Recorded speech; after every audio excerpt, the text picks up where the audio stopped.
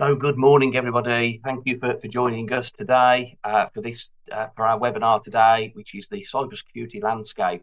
The reason we're running this session today is really to help individuals and organisations understand more about cybersecurity, the threats that are posed upon us with cybercrime.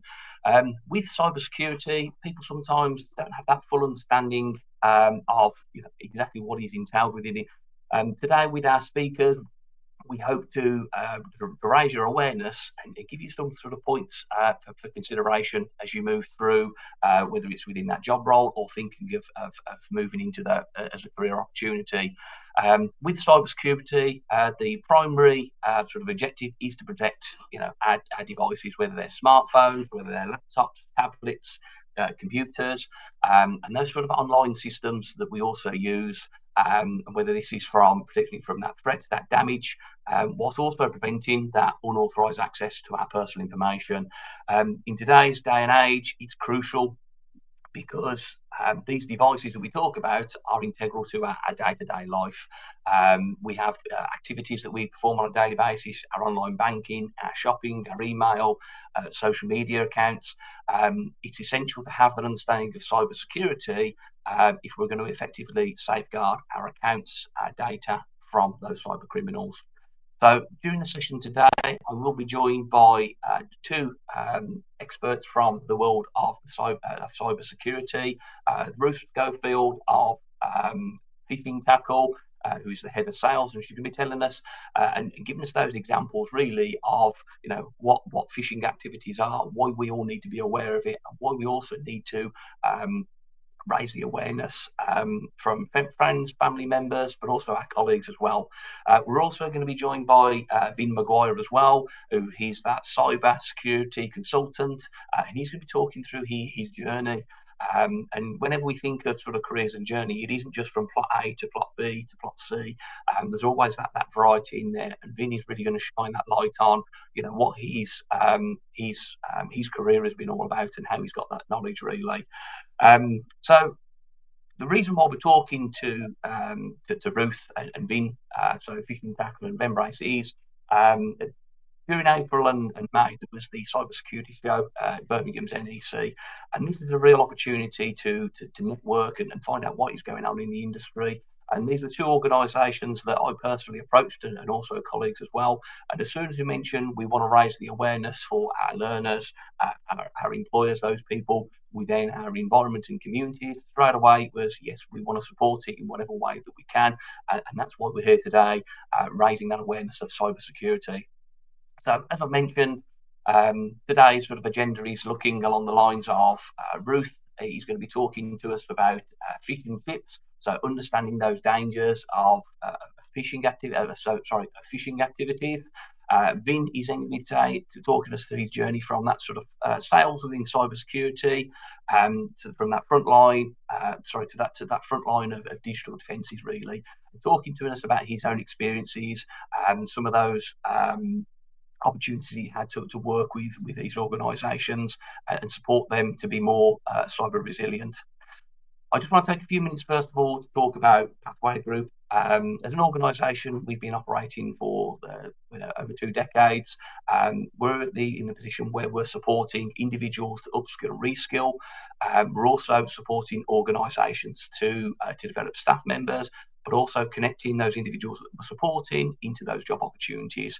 So we provide a range of qualifications and courses and programs that are career and employer-led solutions, meeting the needs of those communities and all those stakeholders as well.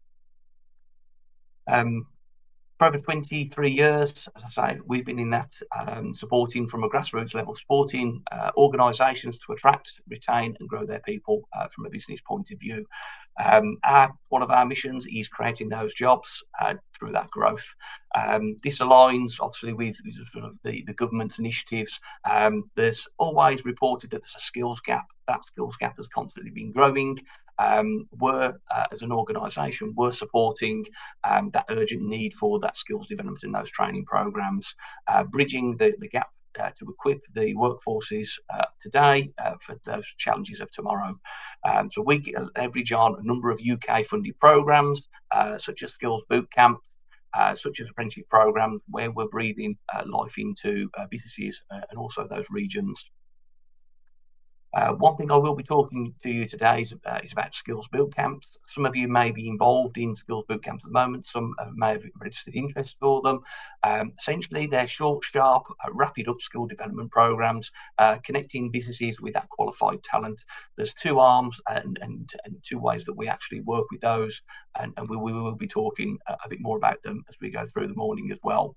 For myself, one of my mantras is always, it's about careers and not courses. With the programs that we have, they have to be career-led. You have to have an understanding of what you want to get out of it. Some of you may be interested in opportunities within cybersecurity, and that's very much what we're going to be talking about today. For myself, it's connecting people to those employer and those career-led opportunities, and some of that is what we're going to be discussing and showcasing today. A bit more about ourselves, first of all. So we're a recognised organisation from government departments such as the Department for Education and the Department for Work and Pensions. We also provide initiatives such as apprenticeships, which I mentioned earlier, and we're working across various regions within England itself as well. We deliver a range of qualifications and programmes, and it can all start from that, us having that conversation and understanding, what support and assistance you need. We have a number of accreditations behind ourselves in terms of matrix that's ensuring that we're giving the right information, advice and guidance, and that's exactly what we're doing today with this webinar. We're then also regulated by a number of organisations such as Investors in People, Interface as well, where it's looking at what our quality standards are, and again, how we support our colleagues at the same time. We're an organisation that puts social mobility first, and what that means is that we have skills and employability provider. We blend, in that approach where we're utilising the public sector funds where possible to deliver those solutions for individuals and then also workforces as well, promoting those initiatives, supporting education, providing professional training, creating opportunities for advancement as well. We're a trusted partner of a number of organisations, so we have a number of initiatives, and alongside we work with the organisations here. Just a few weeks ago, we were talking all about manufacturing. We brought in the likes of Bentley and also the British non-destructive testing body as well. And today we're bringing more organisations to come and talk to you and educate you at the same time. So without further ado, I wanted to sort of move more into what it is that we're here to talk about, and again to thank you for taking your time out to either watch back the recording or to attend the session live as well. I would encourage, as we go through today, if you do have any questions, please do use the Q&A feature. As you start to type in the text box, there is a little question that's on the left-hand side.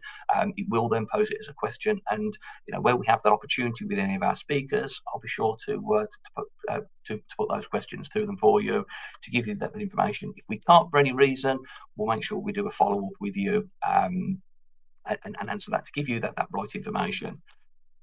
So what I'm going to do now, I'm going to pause for a quick moment. I'm going to ask Ruth to sort of come and join me and start talking through us about those fish and chips, really, understanding the dangers of phishing.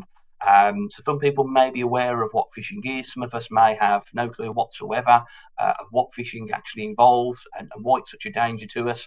And actually, you could be experiencing it on quite a daily basis and actually not be aware of it. Some of you may have been victims of these sort of phishing activities before. I know that I probably get 2 or 3 emails each day that comes through, and Ruth is going to go through today and talk to us more about that and also some examples. Ruth, I know you're going to start off with a bit of a video, and as soon as I saw the video sort of started to play the other day, I did know exactly what route this was going down. So Ruth, if I can pass over to yourself, thank you.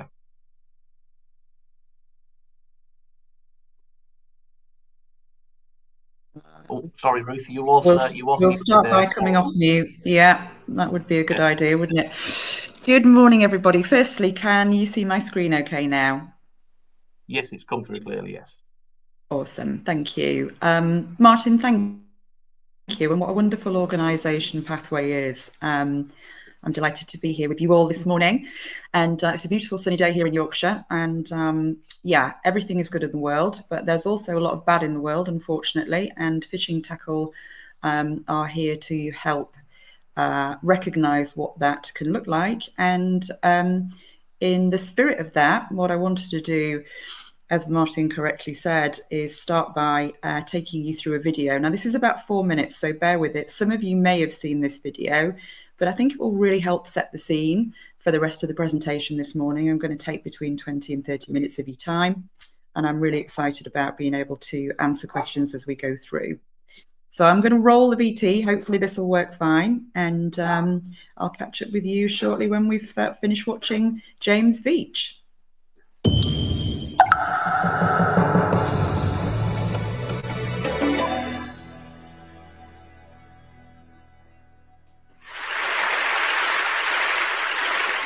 A few years ago, I got one of those spam emails, and it managed to get through my spam filter. I'm not quite sure how, but it's turned up in my inbox, and it was from a guy called Solomon Odonka.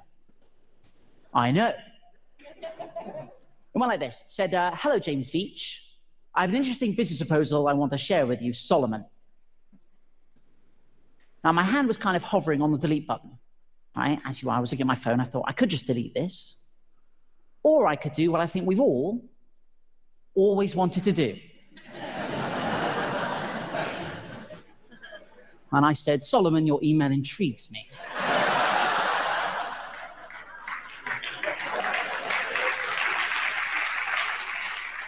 And the game was afoot. He said, dear James Veitch, we shall be shipping gold to you. You will earn 10% of any gold you distribute. So I knew I was dealing with a professional.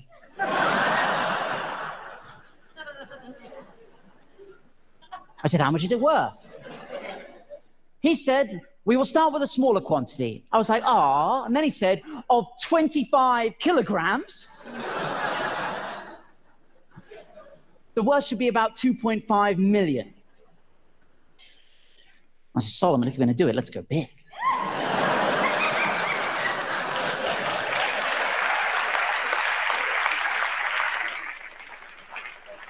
I can handle it. How much gold do you have?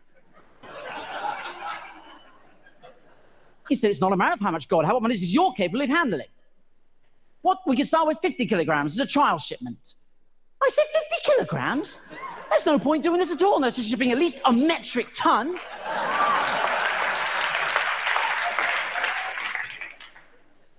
So what do you do for a living? I said, I'm a hedge fund executive bank manager.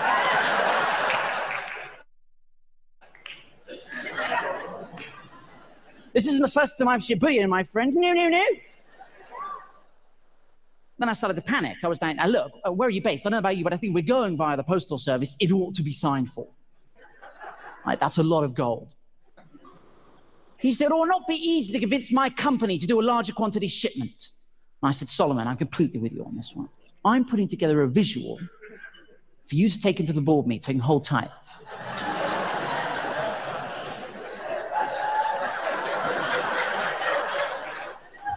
This is what I sent Solomon.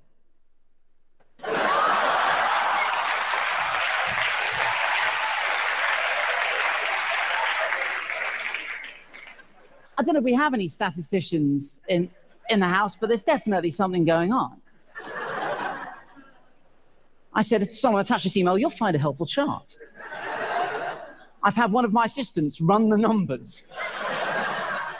We need to be shipping as much gold as possible.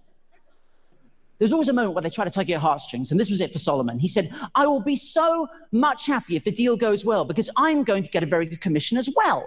And I said, that's amazing. What are you going to spend your cut on? And he said, on real estate, what about you? I thought about it for a long time. And I said one word. Hummus.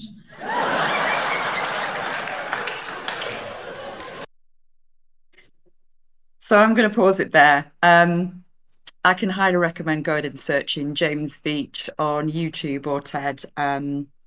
He's a very funny guy.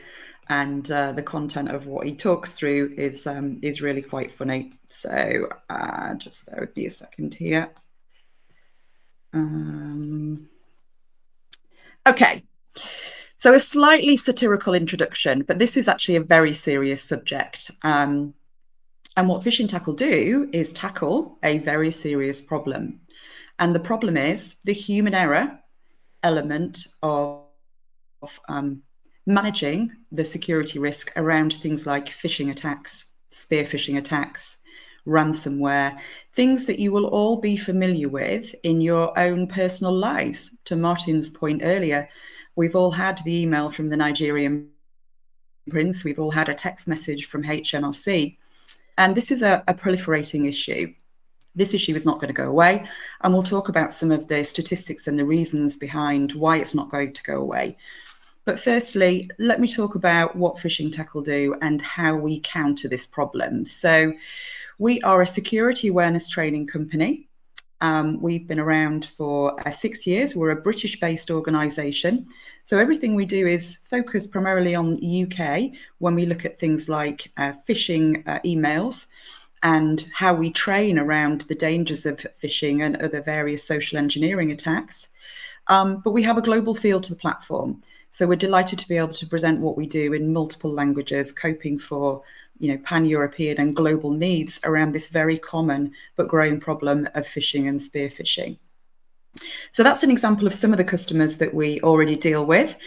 What I wanted to do was just talk through a story about one particular customer, because this again will really help crystallize, hopefully for you, regardless of what your understanding is around this type of threat vector. And this is taking us back a few years now. And one of the organizations we approached to talk to about how we could help them with the issue of phishing attacks didn't really believe in what we call cyber awareness training or cybersecurity awareness training.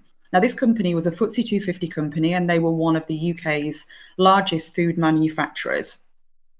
So really big organization, massive supply chain, a lot of employees, deal with a lot of other companies, and of course hold a lot of very confidential and sensitive customer information, as most organizations out there do. And you'll have seen in the press when details of individuals go missing. There was one not so long back last week, which was actually in defense about details pertaining to salary payments from those individuals going missing. So we hear about these kind of things all the time. You'll all be familiar with it. But this particular company said to us, well, we don't believe in security awareness training. We don't think that testing and training works. And when we asked them why, they said, well, we get a lot of pushback from our employees. Employees don't want to spend time engaging in these training programs. And we said, okay. Anything else? What else is driving this lack of belief and this lack of, willingness to look at how this could be successful for you? And they said, well, budget. We have had, and they gave us examples of data breaches and phishing attacks, but they said we haven't got any budget set aside for security awareness training. We've spent all this money protecting ourselves with a lot of technology layers, which is absolutely what they should be doing, of course, but we don't have a budget set aside for security awareness training, so we don't have any money to spend on this. So we said, okay. And then the last thing was a lack of time and resources. Their perception was that running anything like this was going to be time consuming and complex. So we said, okay, we're going to take on board those 3 points and we're going to work through those with you. If you're prepared to listen to us, we're going to bring something really exciting to your table. And thankfully they did listen to us, because the first one, testing and training, doesn't work. I'll show you why it works in a moment. Pushback from employees, well, that really tends to be because security isn't necessarily top of mind for employees, for users. We all think that our companies and the organizations we work for put in place these magnificent technology solutions that stop bad stuff getting in and good stuff getting out. And of course they do. They absolutely do. So the mindset of an employee, purely driven by the culture at the top, by the company, is, it doesn't work. We don't have time to do it. And that's not our responsibility. And we turn that on its head, because what we actually want to do is help organizations understand how their employees can be a massive beneficial part of improving their what we call cyber hygiene. Basically, how successful they are as an organization in dealing and mitigating those cyber threats. So they said, okay, lack of budget, well, look, we'll make it easy for you, okay? This solution literally costs per employee per month less than you'd pay for a decent sized latte and Costa coffee right now.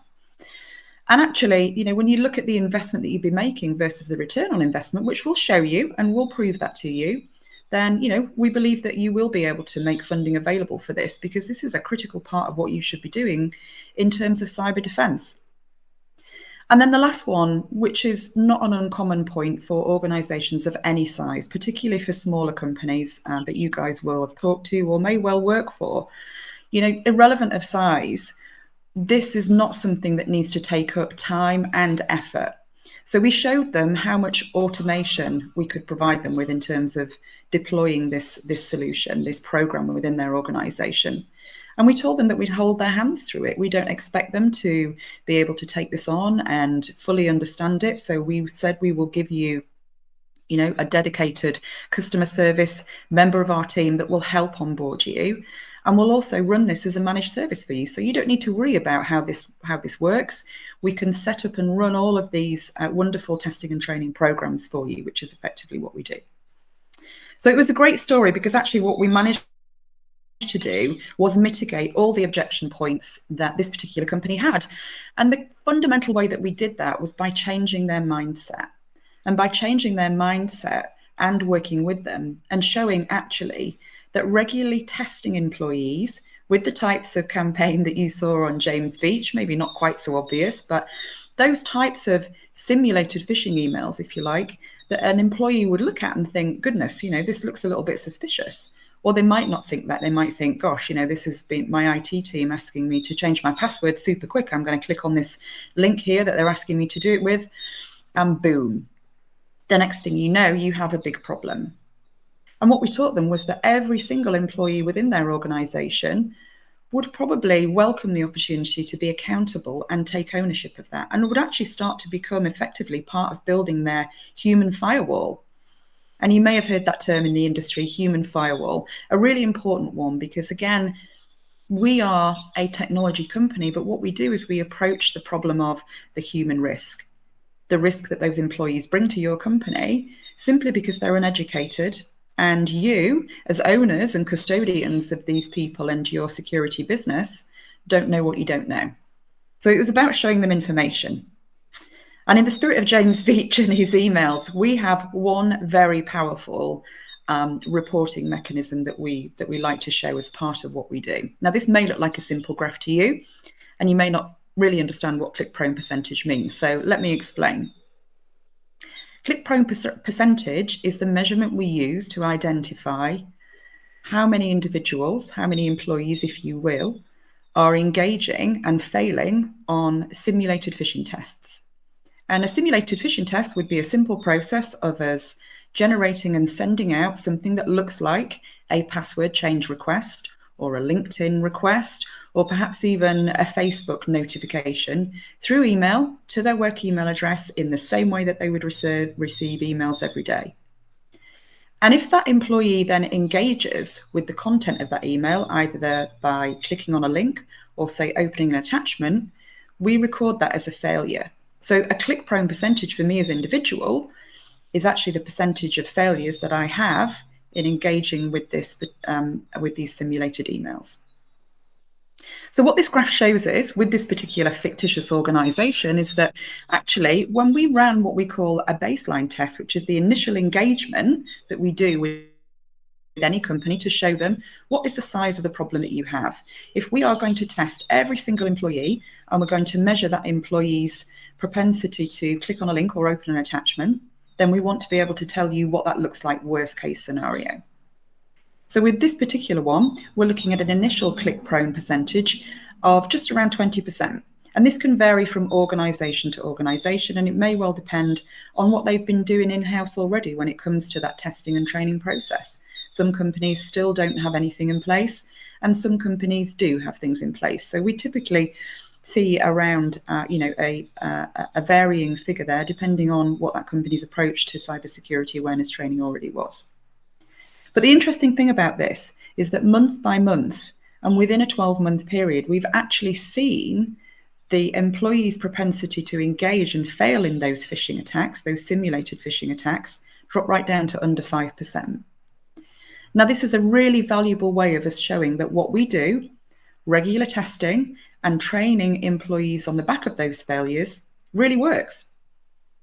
So this was powerful enough for this company, and clearly the proof was in the pudding for us then to be able to show them, okay, well, typically what does that look like? If you were going to do a baseline test with us using your platform to generate these simulated emails, what would it look like? How do we know these things look real? And actually, how do you go about using those as a mechanism to identify the weak areas within our human firewall? And this email is typical of what we might use as what we call a baseline test. So you'll notice that I'm sure you all receive emails like this, branded with Office 365, so it looks nice and warm and welcoming. And it's asking us as users to help our IT team by changing our password. And there's a link in the email, which you can see, saying please click here. And then it's asking us to do it within 24 hours. So these are typical tactics that bad guys will use in order to try and get us as people to engage with this content. And why do they want to do it? Well, there's probably a piece of malware behind this link, or they're probably just trying to take you off to another website where actually they can start to interrogate and steal your personally identifiable information, your data essentially, that's critical to you and, more importantly, highly critical to your company. So what are the typical things that we look to spot from these types of emails? Things like spoof domains, for example. So when an email is coming from an individual, if it was coming from somebody within your IT team, or if it was coming from one of your friends, for example, you would know that person's email address, and the domain to which it pertained would represent the company that they work for, and you would know that, you would recognize that. So what this is doing is actually giving you potential leads as to what bad things within the email body might look like. And this is how we actually go about what we call testing and training employees. So let's just suppose for a minute, as a user, we were in a bit of a hurry and we wanted to make sure that our IT team weren't going to give us a call and say, why are you the only one that hasn't changed your password? So we do the good citizen thing and we click on that link. The next thing that happens is you would probably be in receipt of or you would be directed to a landing page similar to the one we're seeing here. And this is all stuff that's auto-generated within the Phishing Tackle platform. Now, this is a really good way of demonstrating what I was just alluding to in the email there. It's called a whoops landing page. And the reason why it's called whoops is because it tells the user, the employee, straight away that they've actually done something that could be potentially dangerous. So it says you've clicked on a simulated phishing email. At this point, we're probably all over the place. Not like James Beach thinking he's going to have some fun and engage in this. We're now thinking that we could well have been the root cause of a data breach within our company. So our mindset as an employee, because we're good people, is, goodness, I need to try and do something to fix this. What can I do? So these point of failure representations, or landing pages as we call them, are really successful in helping companies of any size train a user at the point of failure, because our emotions at this point in time are, we really want to do the right thing. So as I mentioned earlier, it's alarm belling or giving you red line here on all the areas of the email you've just been sent that you should be able to identify as potential areas of concern. So the spoof domain, for example, and I'm sorry, I know the resolution on this text is not right. But you can see that it was never coming from a domain that was anything to do with your IT team. It was actually from a completely separate domain. And this is called domain spoofing. And it's a very common way of the bad guys getting bad stuff in and good stuff out. Asking people to do something quickly. So if you remember in the body of the email, it was actually asking them to do it within 24 hours. And it was asking them to click into a link. So when we showed this to this particular organization, they were like, wow, well, this looks really simple. This doesn't look like the type of thing that our employees are going to object to or say they don't see the point of doing or think it's a waste of their time. They're probably going to look at this and think, well, this is a great way for us to be able to actually really start to help our company build out this change that we need to our security awareness culture. So by demonstrating some of those really simple things, we were actually able to take them through what is at the heart of Phishing Tackle and what our value proposition is. And it's as simple as this. Phishing Tackle, using our automated phishing campaigns, the ability to generate those phishing campaigns in a very easy and effective way through the platform, and couple that with very relevant, current, real-world threat training courses or landing pages at point of failure, helps your organization dramatically reduce what we call your attack surface. And your attack surface is simply a collaboration of all those areas of vulnerability within your business in which a bad guy, or a threat actor, if you like, can potentially get good stuff out and bad stuff in. So we're fundamentally focusing on organizations and helping them really reduce that attack surface. And we know that there are many, many different ways in which the bad guys will approach and criminals will try and breach an organization. But the key to being able to do something about this is actually having the knowledge of what is going on with your company. And when I say what's going on inside your company, I really mean being able to measure the size and the propensity of the problem right down to an individual. Do we have somebody that is a persistent offender here? And what are we going to do about it? How are we going to help that particular employee really start to recognize what bad looks like and to be able to tell us as a company when they think they've seen something bad, because we want to change this mindset. So by giving organizations that knowledge and power, they can actually start to really focus and hone in on the dangers of threats of the threat vector, such as phishing, such as ransomware. You know, these types of phrases and these types of attacks are not going away. We still hear about them, and we still hear about them on a daily basis. So giving companies the ability to identify where their problem lies within the business, train to do something about it, and report on a regular basis in a way that's going to help that company recognize what the size of the problem is and how they deal with it, really starts to help these companies improve their cyber hygiene and dramatically improve their security posture and reduce risk. So it's really about being able to educate and teach employees the critical parts and components of what good looks like and how to do something or what to do when they think they've seen something bad. One of the most identifiable ways that Phishing Tackle's platform works is because we go down the route of little and often. So going back to the first point that the food manufacturing company objected around, well, our employees don't have time to engage in training, and they don't really want to spend 5 hours of their working week having to go through training material in order to learn what bad looks like and what good looks like. And we totally agree with that. So at Phishing Tackle, we focus on little and often, testing on a regular basis, but making sure when you're serving training up to them, that actually it's done in a very succinct way. So most of our training courses, our training modules, are less than 2 minutes. The other thing that we do is make it very convenient and consumable for an employee to be able to take that training. So we've actually built the ability to integrate with Microsoft Teams, as an example. Teams being one of the most widely used forms of instant communication at an organizational level.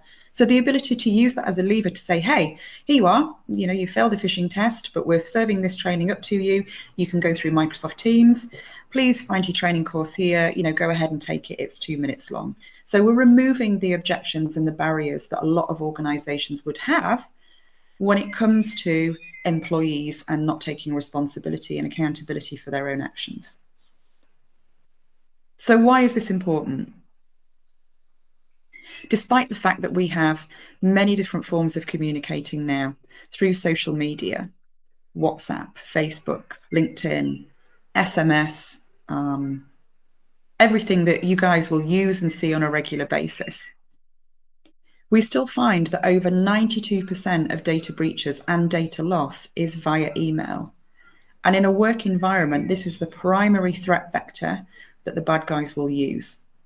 So what we're doing is allowing organizations to benefit from using our testing and training programs to really laser focus on the size of the problem. 92% of every single data breach and data loss that company will suffer, and it's never an if, it's only a when, is through email.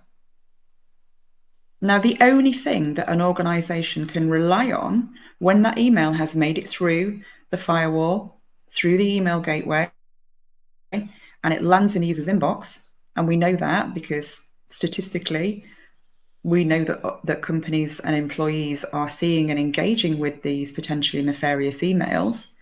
The only thing that you can rely on is that user's knowledge and ability and care to report that email as something potentially dangerous. And that is the difference between those data breaches being successful and actually your human firewall doing the job it should be doing, which is working and reporting those emails before anybody acts on them. 88%, and this again has been a standing statistic now for many years, of all data breaches are caused by an employee mistake. That is a shocking statistic. And again, we know we can do something about this. Running and deploying these testing and training programs is so super simple and very cost effective. So there's no excuse for organizations not being able to address that issue and actually start to help their employees. You know, employees are any organization's biggest asset. They're also one of their biggest costs. So it's really putting the pointer back on companies at the high level and saying, you know, your people are a valuable part of your organization. And what we want you to do is use them to help create this, you know, this human firewall. Human error is still very much the driving force behind an enormous amount of cybersecurity problems within a company. So again, it shows regardless of all this fantastic technology that's out there, and we're not saying that what we're doing with the phishing tackle programs is a silver bullet. What we are saying is it should be a valuable part of your overall cybersecurity strategy because it will dramatically improve your cybersecurity posture. It also helps with many other issues that organizations face on a daily basis in terms of how do we make sure we're meeting regulatory and compliance standards within our specific industries, particularly in industries like finance and law, where they're dealing with a lot of high net worth organizations and customers and a lot of very, very sensitive data. If that was to get into the wrong hands, the repercussions of that are catastrophic for these companies. Brand reputation. And we've all seen companies make headlines because they've lost employee data or because they've lost the information of their customers. And these are all things that can be resolved really just by, you know, listening to what we have to say and looking at what's out there in the market when it comes to these security awareness training programs and the benefit of what we do. So that was a bit of an overview on Phishing Tackle, what we do, a bit of fun, hopefully, and a bit of satirical input at the beginning. But I'd be absolutely delighted to either take questions now, or Martin, if we want to, then of course we can keep sharing via the chat and we can pick that up at the end. But I'm going to stop sharing the screen for now. I think there's a lot of people digesting that information at the moment. I think especially when you start looking at some of those alarming statistics, you know, 88%, 90% as well, it is quite worrying. I did do a poll just for going through, just asking people how confident are you in identifying a phishing email. We've got 2 that have come back. Well, 20% have come back as being very confident. 36% saying somewhat confident. Okay. 20% neutral, and then we've got some that sort of, you know, I would say, you know, another sort of 30% saying, you know, somewhat unconfident. Hopefully, what you've sort of thought through there gives people a bit of an understanding of. For me, it's these, and we had the conversation the other day. It's some of these emails that sound too good to be true. It generally is that is the case. It isn't going to be true. I mean, I've had them before where you know, you've won a mobile phone and you think, well, hang on, it's not even the phone provider I you know, sort of go with, but I've been selected for a phone. For myself, there's those sort of telltale signs of it where they're not as pretty in terms of the email, the formatting, things like that. They're not as pretty as, you know, what you'd expect them to be, especially from these larger organisations. I get a lot when it's sort of relating to the car. It always comes up with my email address, or it comes up with actually being my name in there. There's those sort of telltale signs to be looking for. But sometimes for me, it's you know, it's too good to be true. I know within the organisation we've been sort of victim where we've had, you know, the urgency stress by, you know, them posing to be another member of the team and sort of urgency being put on them to sort of purchase something. I think sometimes because it's the language used in it is quite urgent, but you think, well, is it right? Just sort of question it in some case. But we had a couple of comments sort of come through here. Yeah, you're absolutely right, Martin. I mean, it's about getting us to not think about things for too long, acting on emotion. And there are some horrible methodologies that the bad guys use. I mean, they will not stop at anything, whether it's using family members. We saw a horrible campaign in education a short while ago to do with, parents being informed that their children had suddenly been taken ill, email coming from the head teacher, click here to see which hospital we've taken them to. There's no limits to what they'll do to try and get people to engage with this content. So it's about stopping and thinking, and it's about teaching people what to check at a base level when those emails come through. And it's really very simple. Once you know what to look for, then it's a very easy process to follow. Yeah. So we've had two questions come in, Ruth. Hopefully you may be able to shed some light on there. So one of them, why would an email, particularly from Gmail, be flagged up as spam? Is it something to be concerned about? What's your thoughts on that one?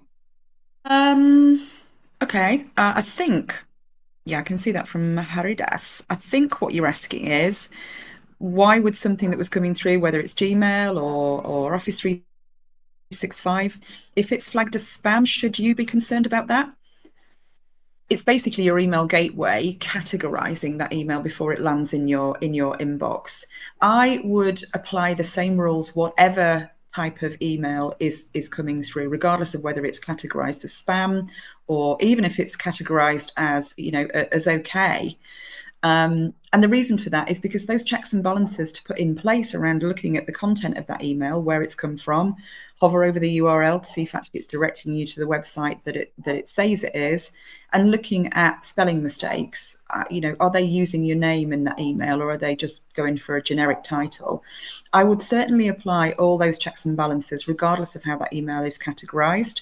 Part of what Phishing Tackle do actually within the platform is we have the ability within the platform itself to be able to do a job that's similar to the email gateway, in that you can use our email categorization tool that will identify those non-simulated emails, i.e. those emails that aren't being generated as part of a test program, in one of those categories, whether it's threat, whether it's spam, whether it's something that the IT service desk is working on.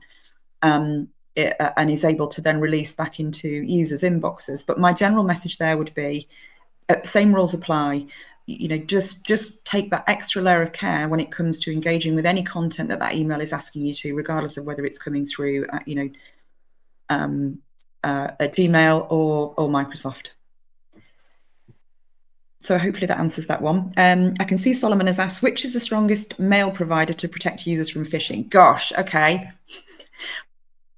Well, I'm certainly not authorized to give you that kind of information, but there are many email gateway providers out there that do a fantastic job of catching and filtering the bad stuff out. So, I would say do your homework on that, but don't just look at what they're providing in terms of the email gateway protection. Look at how they do it and, what their kind of success rate is. Everybody will have something in place, but there are a lot of top companies out there that will be able to help you with that.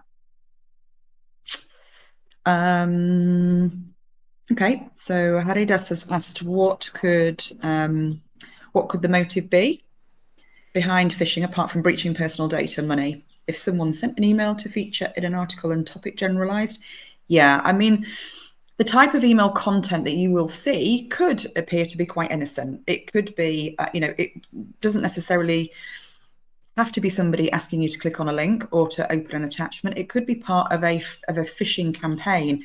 And phishing campaigns, general phishing, are basically the spray and pray approach. So the bad guys might use a few general emails with nothing in there just to warm you up and to get you to feel comfortable about whatever it is that they're trying to get you to do. So the first one might not necessarily be anything to do with asking you to click on something or open a link.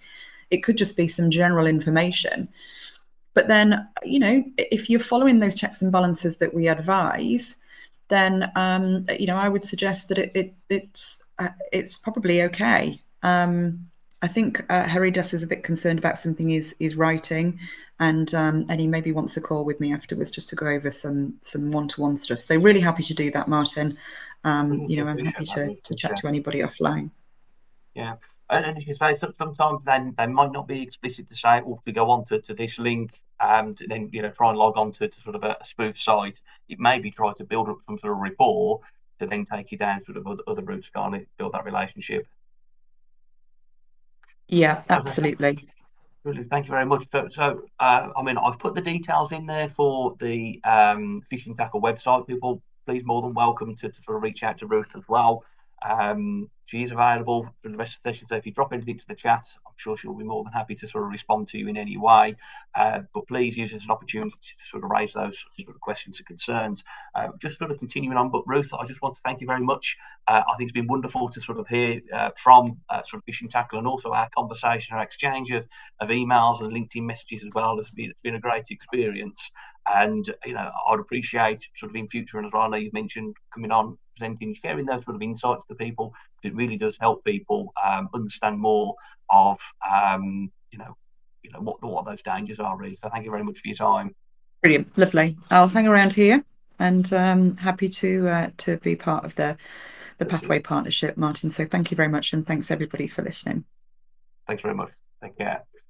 Right, so moving on through, we still have Vin, who we're going to hear from, but I want to spend some time now just to look at, what can you do to improve your own sort of cyber security. So whether it's from a business point of view, whether it's from an individual point of view, there's lots of things that you can do to keep those sort of practices in place. Please do continue to ask any sort of questions through. We will do everything that we can to get those answered, to make sure you leave today with the right information in mind.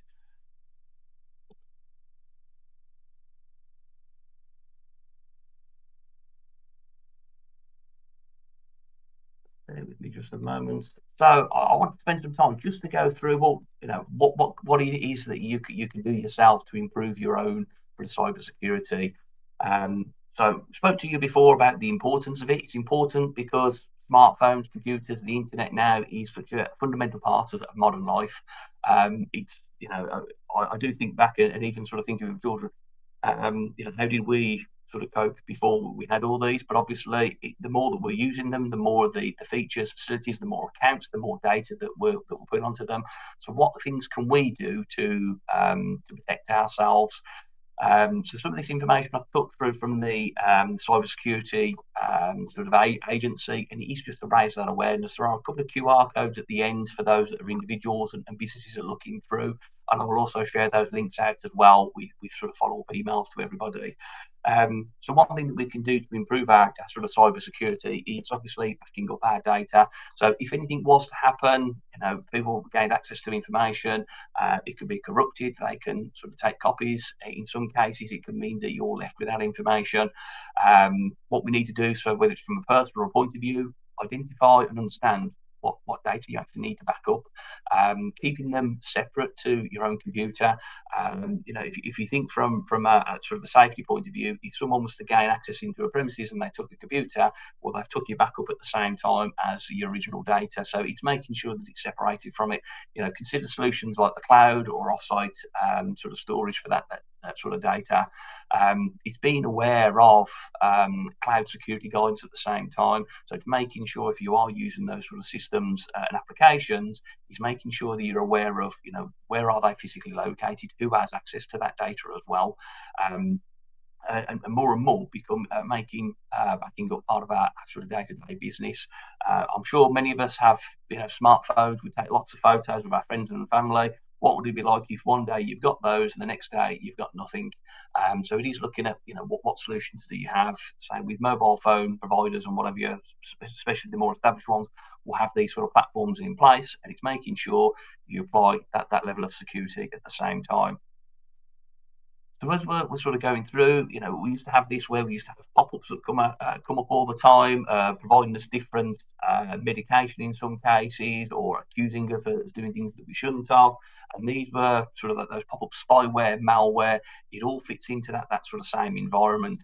I know back from my days, it was then you'd use different versions of antivirus software, but it is still the same. We still need to have antivirus operating, we need to make sure that we're updating it as well, making sure that we're not just downloading software from anywhere on the internet and installing it and not expecting anything to come from the back of it as well. Making sure that we're keeping that equipment up to date, whether it's through automatic systems, if your phone's asking you to do an update, and it's making sure that you're doing those as well, because all those updates are there to ensure that we're as secure as possible.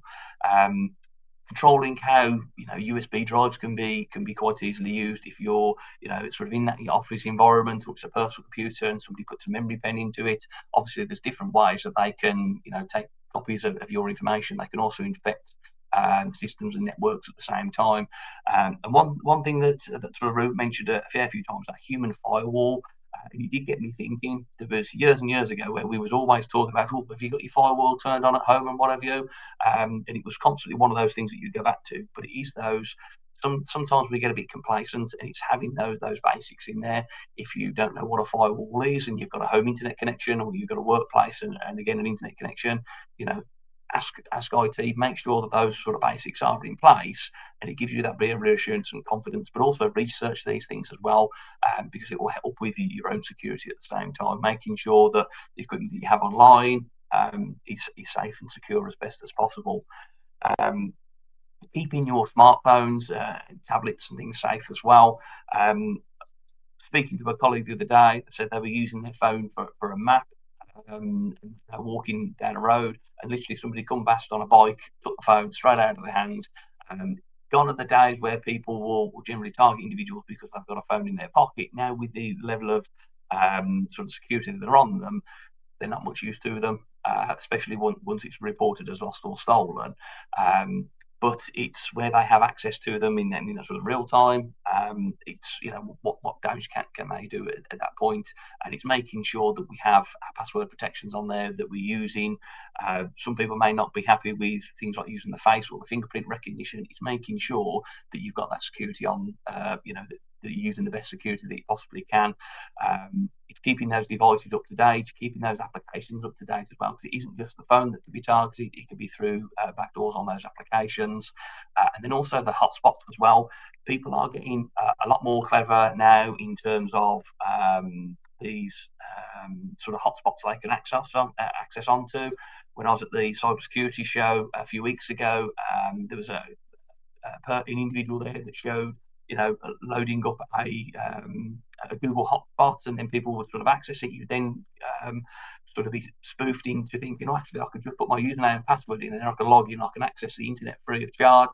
It wasn't the case. It would be that they would then give you access to a whole raft of things, including the likes of your Google account or whatever that is. So it's making sure that you're aware of those Wi-Fi hotspots that you're connecting to, making sure that they're secure, and that you're controlling the data that you're actually sharing at the same time. So don't access them unless you really need to. Would be my advice for it anyway.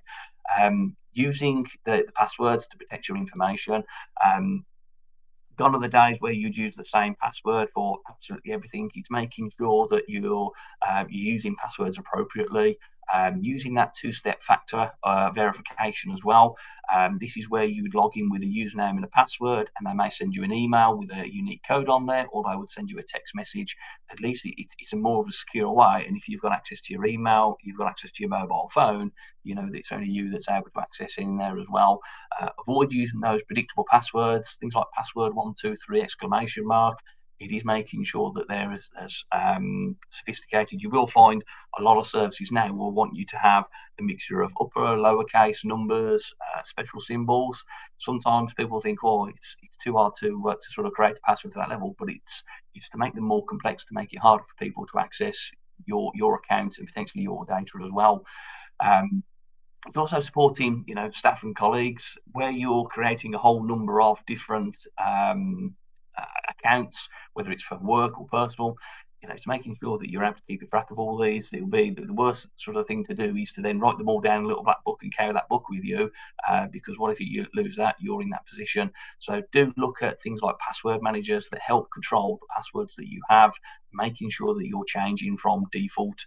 And from time to time, we have a very good policy here. Every 90 days, we're updating passwords.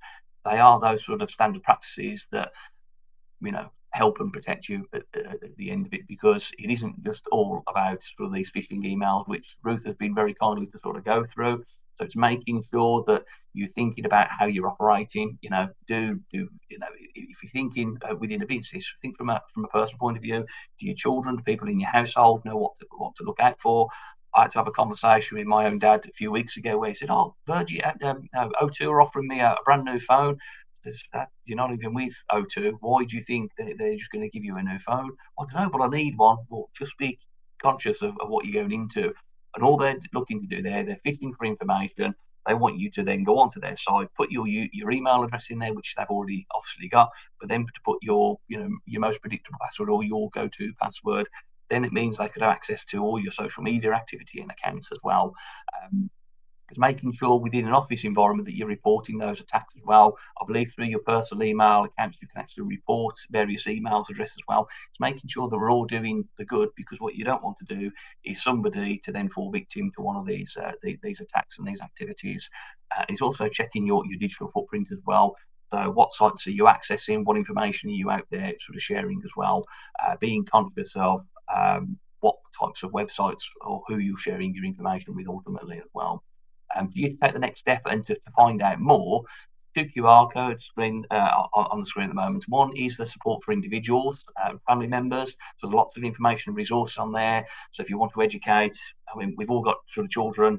I know my children are sort of very tech savvy and sort of on digital platforms. It's making sure that we're supporting them as best as possible as well. And then advice for those organisations that, this has sort of got their alarm bells potentially ringing to think, well, actually, we need to do something about this now. And sort of take it on from there. Lewis, no, unfortunately didn't get a free phone, but I was able to sort of stop him from putting details in there and for it for going any further. And then also take to that opportunity of actually giving him a bit of training on it, and at the same time to say, well, these are the sort of things that you need to be looking for. And I think it's those sort of instances that make you sort of reflect back on it to think, actually, we need to do something about it. Okay, thank you very much. Now, I just wanted to sort of take a few minutes now just to provide an update in terms of some of the other activities that we have going on. So I'm going to call on my colleague, Jag Deep. Jag, you may be familiar with from some of our previous webinars. Jag heads up on our Multicultural Apprenticeship and Skills Alliance. There's a lot of activity that we do about promoting social mobility, how we're raising the awareness of apprenticeships and the opportunities, and also those skills developments as well. So if I can invite Jag on stage. Good morning, Jag. How are you? Morning, Martin. Morning, everyone. I'm good, thank you. How are you? Yes, not too bad. Great session so far. Good. I hope you've made notes and you're going to be more proactive when looking over your emails in future as well. I was just literally, as you were talking, I was just looking through my emails then to see whether there'd been anything. I know in the past couple of days I've had 2 or 3, and I think from my point of view they are getting more sophisticated and better. And I think where you've got an email that is sort of in line with sort of the branding point of view with some of the bigger organisations, it does make you think twice to think, actually, this is something. But no, it's great to see. But Jag, if I can ask you to give us a bit of an update on, what have you been up to, what's going on in things with the Alliance, what events we've got coming up in the next few weeks. So I know next week we also have our Empowering Through Awareness sort of workshop, which is more our mental health, our well-being, our safeguarding, which everybody on here today will receive the links and updates for anyway. But over to you, Jagdeep. Wonderful, thank you, Martin. I've just got some slides. It's probably easier for me to share the slides and go through our work, really. Have they come up, Martin? Yep, they're on there for us, mate. Yeah. Okay, that's great. Thank you. So my name's Jagdeep Sura. I'm Executive Director at the Pathway Group. Martin explained earlier in terms of who the Pathway Group are, but we also have a number of various initiatives and events that I'll run through now. But effectively, about 8 years ago, the organisation wanted to do something around the lack of equity of opportunity for the multicultural and underrepresented communities, but also ensuring that individuals from those communities can access opportunity. So that's when we set up sort of our various initiatives and events. One of the ones that I run are the Multicultural Apprenticeship and Skills Alliance. It's a membership organisation of a variety of corporate employers, public sector employers, FEHE institutions, apprenticeship awarding bodies, independent training providers. And effectively our sort of strapline is promoting social mobility, diversity, inclusion, so ED&I and equity in apprenticeships and skills. But essentially, the other thing that we're trying to do as well is also to increase the diversity and inclusivity of our patrons, what we call them, so our members, of their workforce and also of their apprenticeship programs as well. So set up in 2017, originally as the BAME Apprenticeship Alliance. We did go through a rebrand in July 2022, just before I'd started. And we're going through a soft rebrand as well. So we went through a rebrand and we were the Multicultural Apprenticeship Alliance, and now we're sort of introducing skills into our remit as well, just expanding our provision and expanding our offer really to various organisations. So we're formulated on 3 pillars. So the first one is around educate. So first one is educate. So it's all around education. So working with sort of our employers and our patrons, but not only our patrons and our employers, also commissioners, also the multicultural community, also stakeholders within the multicultural community, and also aspiring apprentices within that community as well, to talk to them about apprenticeships and talk to them about skills provision also that's out there, and how we want apprenticeships to be a realistic and an equal alternative to further education and higher education. The second pillar is engage, so engagement. So through various partners, and we get invited to a lot of seminars, webinars, conferences, but also so in terms of engagement, but we also work on engagement strategies with our patrons as well. So what would be the best engagement strategy? How do you embed yourself within the multicultural communities to raise the awareness of apprenticeships and skills? And the third piece is around advocacy and policy. So we use data, we use evidence, we use lived experience, we do a lot of test and learn pilots that we evaluate. And effectively what we're trying to do is to influence local, regional, national policy. So whether that be with local councils, whether that be with funders, whether that be with commissioners, whether that be with national government, we want to present an evidence case to say this is what you need to do and this is where your funding needs to go, to ensure that apprenticeships at the top of the sort of pile really for the multicultural community. So this is sort of our vision and mission. So we want to be the leading company or the leading alliance for improving the opportunities for people from sort of marginalised, underrepresented communities. We probably are that. We probably are the leading organisation and alliance. We have our niche, which is focusing on the multicultural community, and that's all aspects of the multicultural community as well, not just the South Asian or the Black community. We also do a lot of work with the real sort of minority groups. But we also bring intersectionalities as well. So we talk about mental health. As Martin mentioned, we've got another webinar similar to this next Thursday on the 23rd. We talk about cohorts, really, sort of the hidden cohort. So your female returners, those individuals with sort of a disability and things such as that. We talk about resilience. We talk about other sort of aspects, really. So we bring those intersectionalities in that are not necessarily talked about, but our patrons need to know about in terms of to increase their and expand their sort of diversity and inclusivity of their workforce. Our mission is to engage with 10,000 people by the end of this year. We've probably already achieved that. We've probably already tripled that, to be honest with you. And that's because of the events that we run, but also because of webinars like this, because we get invited, as I say, to a lot of conferences and a lot of seminars and webinars, etc. Now we've probably already tripled that, and I'll quantify that in a later slide. So these are some of our organisations who are our patrons. So you can see, some very large organisations there. I won't go through them all, but you can sort of have a look and also see the variety as well. Not only the variety of types of organisations, but the variety of sectors that they're in as well. So we've got rail, we've got what have we got? We've got sort of science, we've got banking, we've got finance, we've got retail. So there's a number, we've got aerospace. So there's a real sort of number of organizations and different types of organizations that we've got there. So you can have a look. And we are sort of expanding really. A lot of organizations want to be involved in the Multicultural Apprenticeship and Skills Alliance. They can see the value, they can see in terms of the impact that we're having as well. And then we also have what we call our strategic partners and advocates. So these are organizations who support with our advocacy and policy sort of pillar, really. So these are leading organizations within their field. So as you can see, you've got the Youth Employment UK, probably the leading organization within the youth employment sector.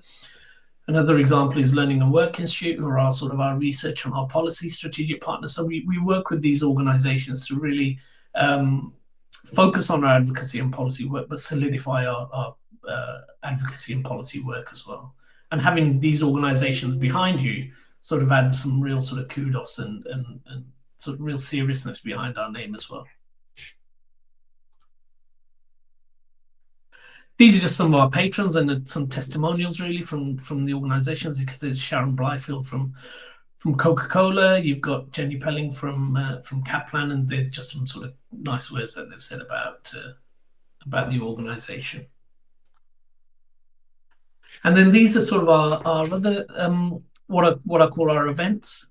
So the one on the left is the Multicultural Apprenticeship Awards, which is the largest sort of celebration really of talent diversity. It's the largest apprenticeship awards nationally. So last year I think we had over 700 attendees, over 400 nominations and 40 awards. So that's probably the largest. I mean, the second largest, probably the annual apprenticeship conference, which had just over 500 people.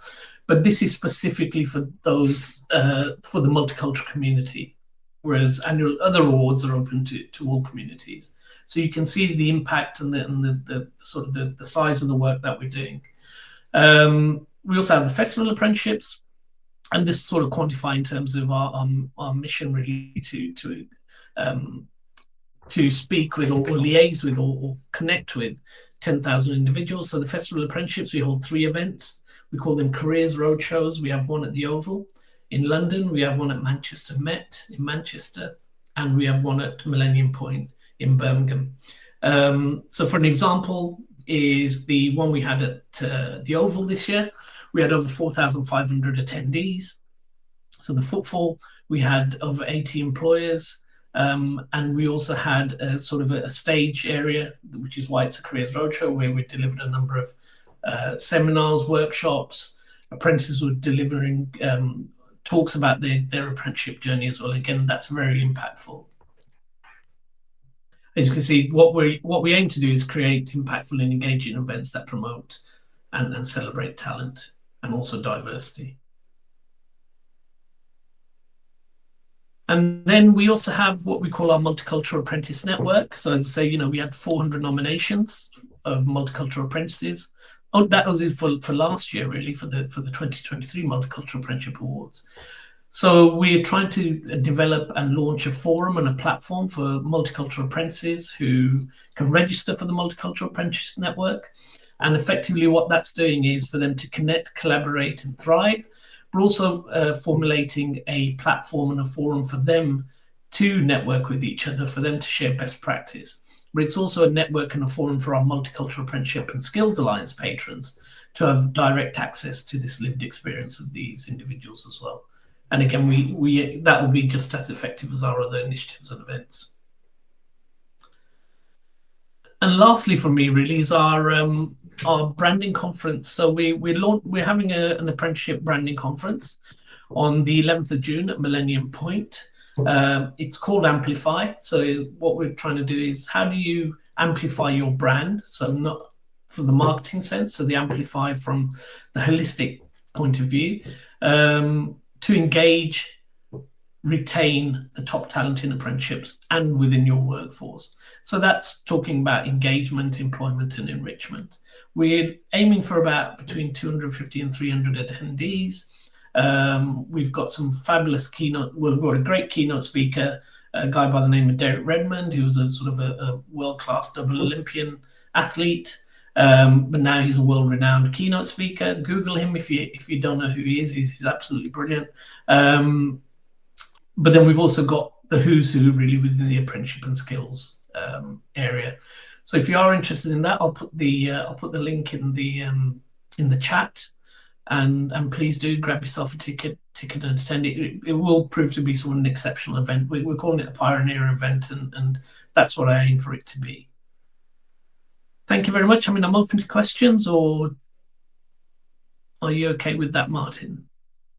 Brilliant. No, thank you very much for that, Jack. Very, very useful. And just sort of showcase some of the other activities we do have. So any of those employers and businesses that are looking to, to sort of access into that new network, please do connect with Jag, whether it's through on the chat today or picking up through the likes of LinkedIn as well.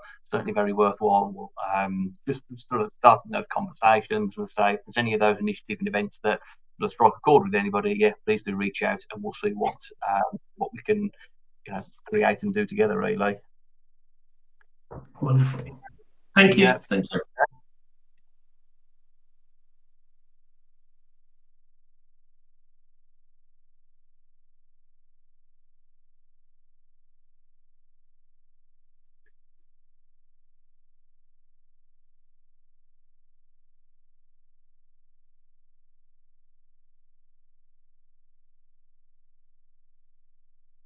Okay, so continuing to move through. Unfortunately, I've not had Vince sort of come and join us just yet, but I don't want to sort of delay. So I'm just going to take a few minutes now just to talk a bit about our skills boot camps, which some of you may have already expressed interest in undertaking. Some of you may be the organisations think, well, how can a skills boot camp support my business or sort of the recruitment as well?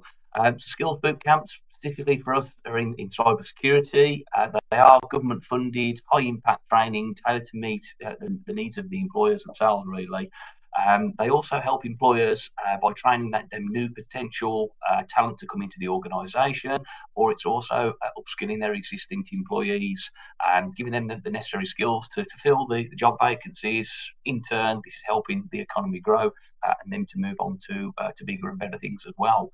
As I mentioned before, it's for myself, it's always about those careers and not just courses. It's those careers and how do people sort of progress through them. Sometimes it's doing that development work whilst they're with an employer, or it's doing that development work to move into that sort of new industry and opportunity. So just to have a look a bit more about our skills boot camps, particularly for cyber security, what's involved. So they are 12-week programs, 10 hours of online learning each week, and it's all delivered in an online environment, which is what you'd expect with cyber. There's a number of topics, and I'm not going to go through each one of them. You'll be looking at sort of that introduction to cyber security. We've only sort of touched the edge of the iceberg, really, as we've sort of been going through today in terms of those sort of phishing activities. There are then whole different areas to go through. We're going to look a bit about those sort of careers and roles in just a moment. We'd also be looking at sort of those basics for who's at risk. Essentially, it is anybody and everybody, really, wherever the use of technology is in existence.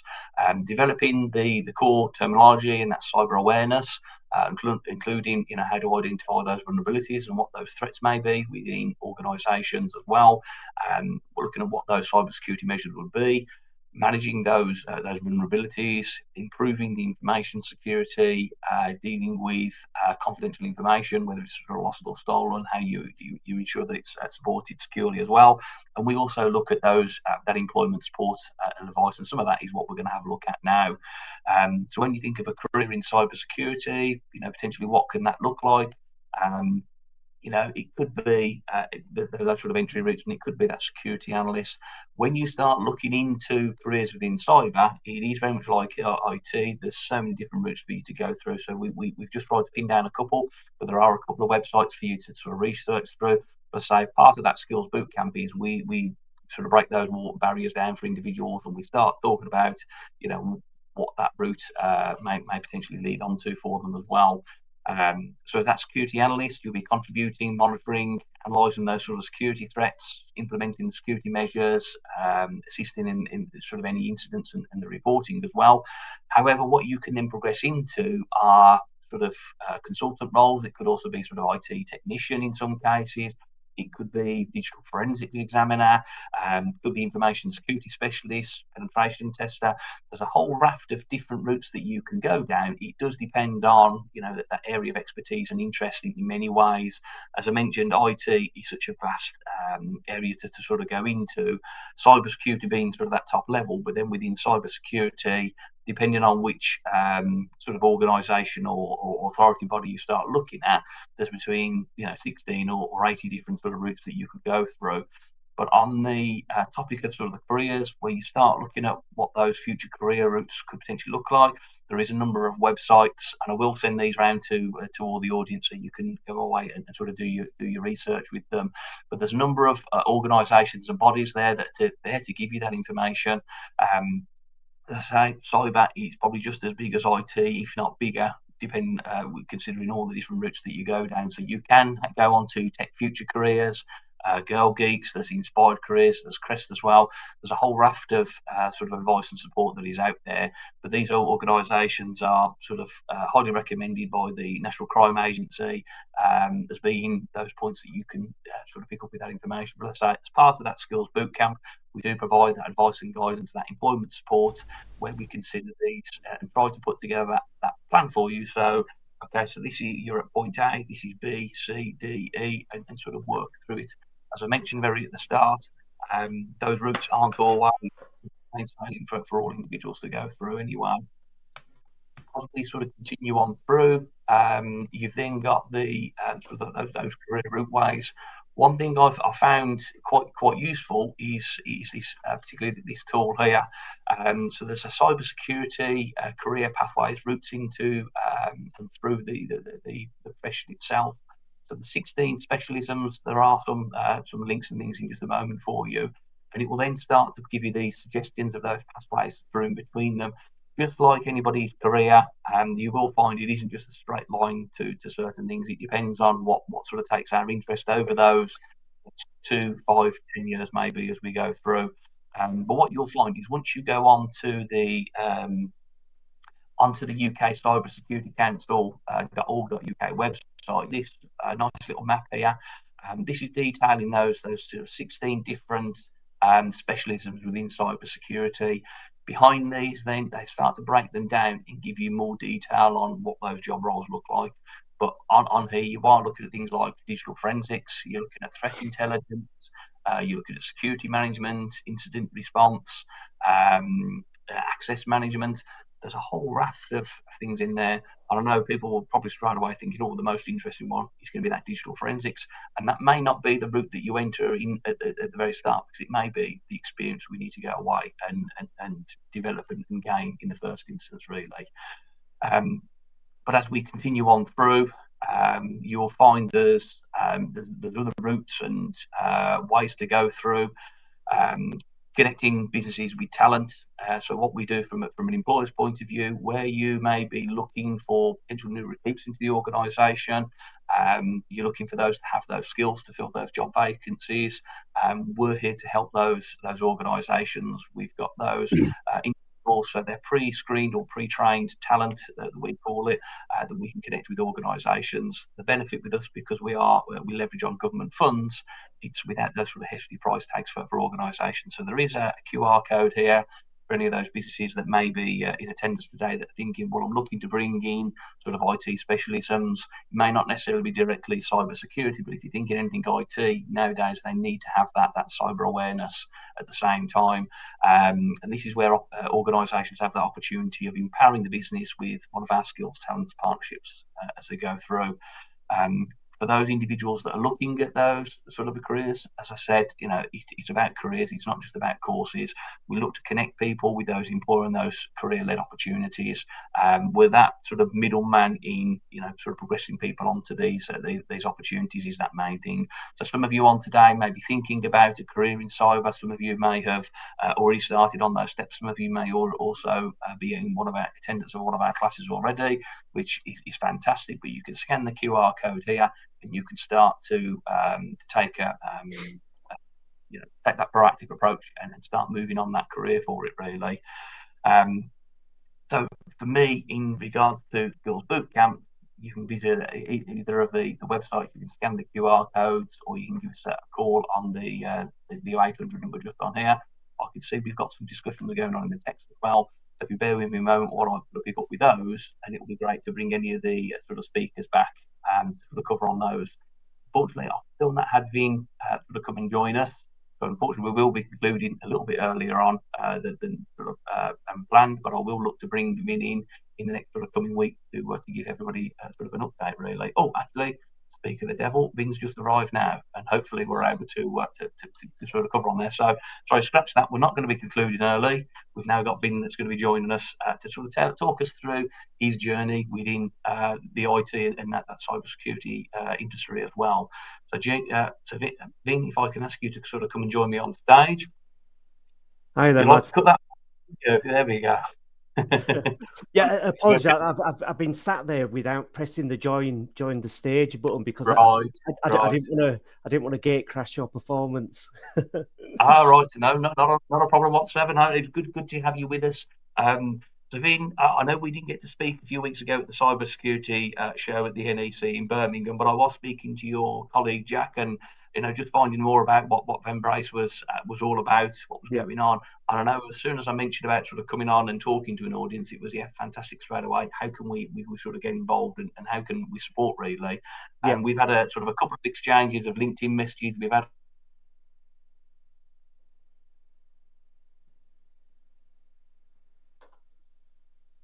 a couple of comments about the cybersecurity industry. So without further ado, I introduce you to Vince from Vembrace. Hi, everybody.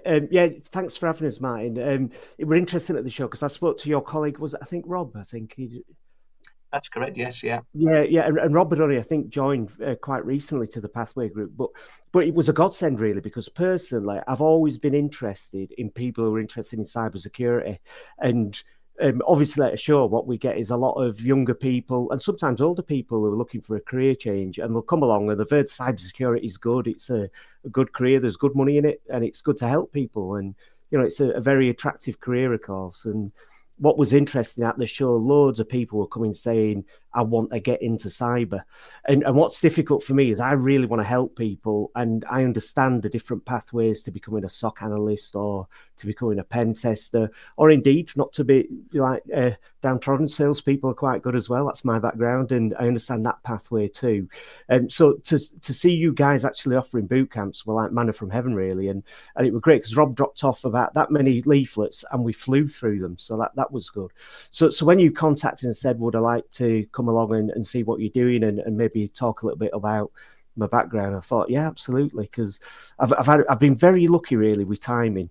So I'm going to show my age a bit and say that when I first started working, I didn't even have a computer on my desk. So I really have kind of lived through the computer revolution, as it were. Eventually, you'll be pleased to know, eventually I did get a computer. And I remember when we first connected to the internet at work, and it was absolutely mind-blowing. We had a dial-up connection. We all had to share it. And all of a sudden, we could go and get this information. And then as time transpired, we actually moved from selling computer consumables to actual computer networking equipment. And we got more involved in implementing solutions, which was kind of good fun. But I kind of realized coming towards the end of the 90s that our company was set up where salespeople were winning business from clients. But when the salesperson left, so did the clients, because the company wasn't really doing anything other than buying stuff and selling it on. So I said to my sales director at the time, I'd like to find out what our clients are doing, so they're buying off us and not the salespeople, because as a company, we need that to survive. So I went out, and it must have been over a 6-month period. Me and a young technical guy who was a bit of a hacker in his spare time, very naughty back in the day, of course. We went out and we visited a bunch of customers. And we just asked the question, which is what solutions and projects have you got coming over the next sort of coming months? And it was just when something called ADSL, as we know as broadband, came out. And what that allowed businesses to do was cheaply connect to the internet in what we call an always-on connection. And what that brought with it for the first time was a situation where many clients were connecting to the internet, but they hadn't considered how to manage the users, and they're not considered how to protect that connection. So we started off selling firewalls, which obviously now we're all au fait with, but back in the day, people didn't really know what they were. And firewalls came along and basically closed every single door in and out of the network. And then gradually what happened was the IT manager opened certain doors. Obviously, people need to be able to browse the web. They need to get email. So all these little doors start opening. And we moved from the firewall selling to something called pen testing. We called it security auditing back in the day. But this is where basically a good guy hacker, which is what we changed our guy into, because in the days, that's the only hackers we had. We had no training programs for a professional way to do it. So he became an ethical hacker. He switched sides completely. And basically, we go to clients and we'd assess our network in the same way that a bad guy would do. Now, initially, it was all about infrastructure testing, and that kind of changed because people started to get better at patching. Now we're all good at patching. Everybody's got a smartphone, more or less, and obviously we often get a message saying you need to restart your phone after downloading this software, which is to patch security issues, add new features, and so on and so forth. But back in the day, people didn't patch, not at all. So we'd come along and we'd find out what they were using by throwing a map scanner, which some people on the call will be aware of. And we find those open doors or open ports. And then we'd go to Google and we'd find out what script we needed to just attack that port. And we'd leave a little page on the internal web server saying, "Hiya, we've been here." So that was kind of how we started off with the pen testing world. People got better at patching. We saw better solutions to stop people getting in on open ports. And things moved, and applications become a much bigger part of our life, especially with smartphones. So application testing become the next thing we started to look at. And what we were keen to do as a hacking company, an ethical hacking company, was find out that once we got beyond the login screen, what mischief could we cause? And that's still today something that we do. We still do infrastructure testing, but find less than we used to. Although we do find things, and we do now application testing where we'll test the application. And due to really poor coding, we find generally quite a few issues when we do look at applications. So that's still a big issue. And that also then has moved along as well, even though people are getting better at testing their applications and fixing any issues. And it's now moved to, obviously, as we're all aware, ransomware. And with everyone migrating to the cloud, more or less, and most people using Office 365 or Google Mail in the cloud, it's very easy for a threat actor to approach a client and pretend to be either Microsoft or Google and explain that the credentials are incorrect and you need to re-log in. And again, that's why the majority of clients now use multi-factor authentication, which again, most people should be aware of. We all use it ourselves, even if we're not aware, of course, with things like logging into Google or definitely logging into our banks now. We use multi-factor authentication. Some people still don't, and then people do get caught. I worked as a CISO recently for a very large company that didn't have MFA because their users felt it was a hassle. And this is something you'll find as you sort of begin your pathway into working with business in cybersecurity. It's not just about security. That would make it a bit easier. It's about end users and it's about usability. And generally speaking, when we from the security side of the fence explain what needs to be done to keep ourselves secure, it creates a bit of extra hassle for the user and makes things a little bit harder to use. So sometimes the user will kick back and say, "I don't really want to do that because it's a pain and it'll take up too much of my time. And yeah, I'm not doing it." And if it's a weak IT department, they may give in to that. And that happened where I was a CISO just before I joined. They'd not actually implemented MFA, and we did get compromised because somebody logged into Microsoft, but it wasn't really Microsoft. It was a bad guy over in Eastern Europe, unfortunately, and we actually got compromised. So ransomware is still quite a hot topic, but again, we're all getting more aware of it. You know, it's unlikely we'd fall for you have a FedEx package, for example, these days, but that, you know, that not so long ago was something people might click on that link, but we're getting more aware. But the thing that sort of scares me the most and actually excites me the most, and this is relatively recent, and we've not really touched on it, but it's that recent, is how fast I'm seeing artificial intelligence, or AI as it's better known, impact our industry. And to give you an example, at the show, somebody approached our stand and I said, "Oh, what brings you to the show?" Thinking it was a client. And it was a guy called If, and If worked at IBM, or he used to.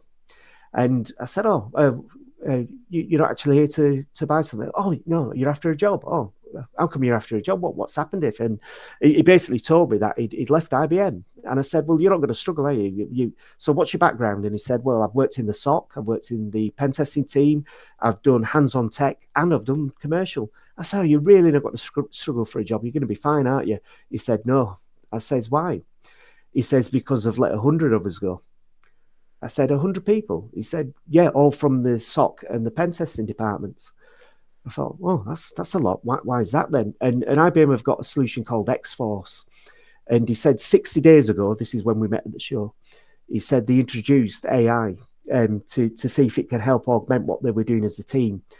And at that point, it was one person, the X-Force platform, and one client doing testing. And 60 days later, AI could do 100 tests a day.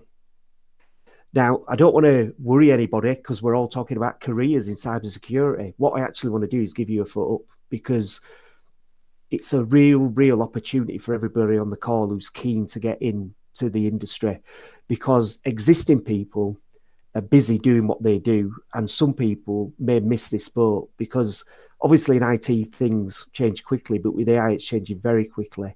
And I think we all know of a company called Blockbuster. If not, if you ask some older people, they'll tell you all about them. But you couldn't go down a high street in the UK with at least seeing one Blockbuster, if not two or three.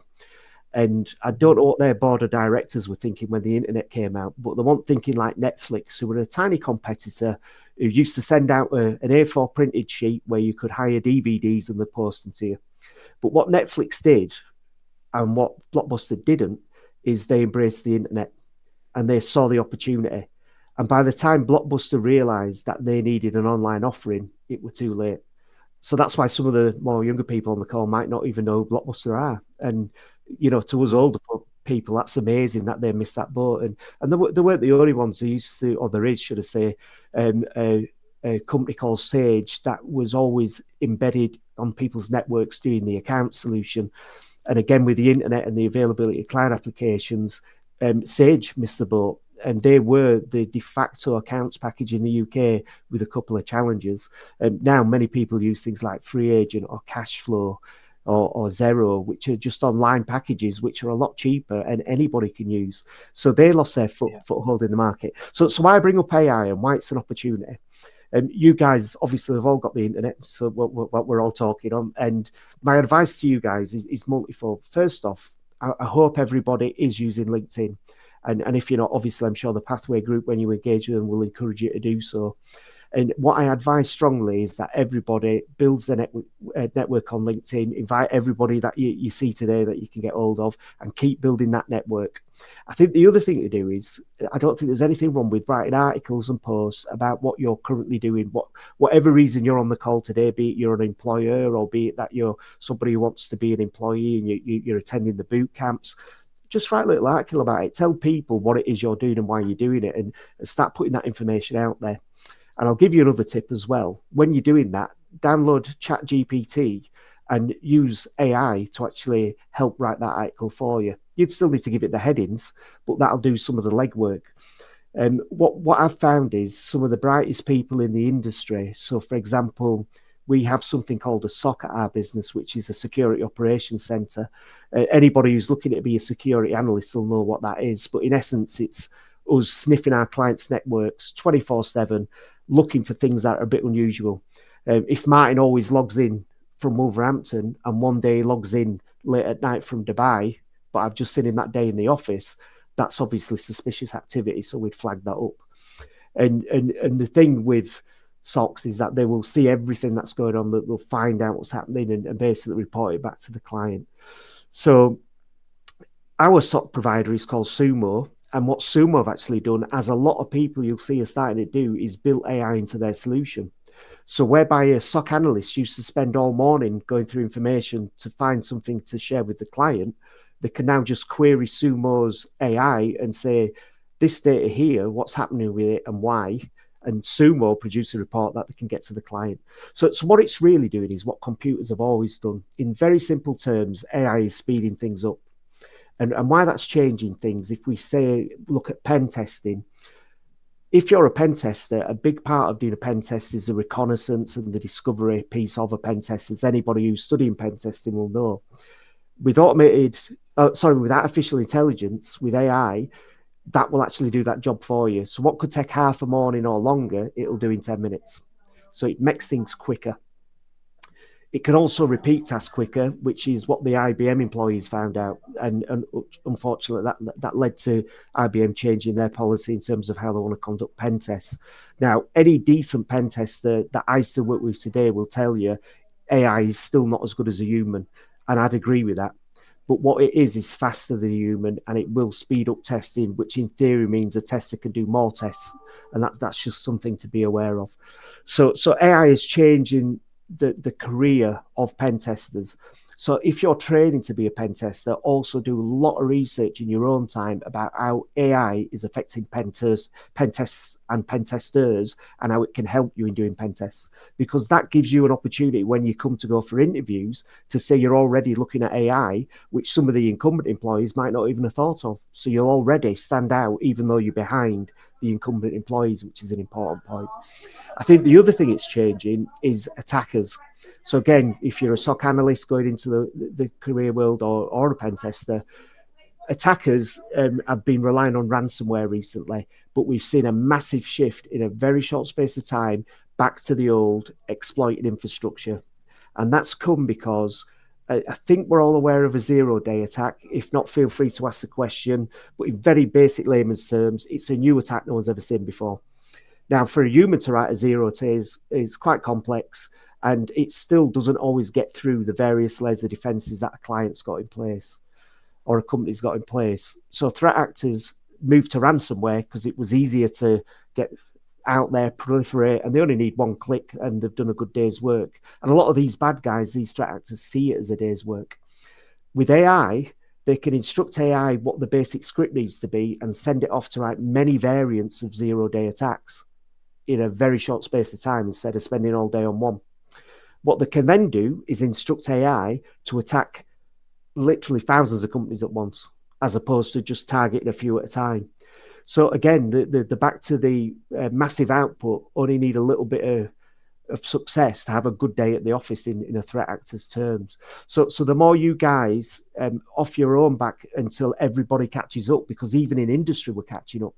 Microsoft itself doesn't have its own AI at the minute. It's actually piggybacking off OpenAI, which is the guys who have written ChatGPT. Google has got its own AI, Gemini, but Microsoft hasn't yet. So that's how quick it's moving. And many of the applications that I've dealt with, people like Zoho, nearly everyone I can think of, is quickly trying to find out what they need to do to not miss the AI bubble. And I spoke to somebody the other day who's been in artificial intelligence for about 9 years. And his view is that any organization that within 2 years isn't relying on AI in each department to do part of the work is going to get left behind. So that's slightly different to what we're going to talk about today, Matt. And I hope I kind of hijack myself or hijack what you guys are doing. And certainly it's something we'll talk more about. But I've never seen something affect what we do as quickly as I'm seeing AI affects it. But for you guys, it's a massive opportunity because it allows you to stand out at interview stage above and beyond other interviewees and critically even people working there. So that's kind of a synopsis of my background. I could have gone into more detail, but I do tend to go.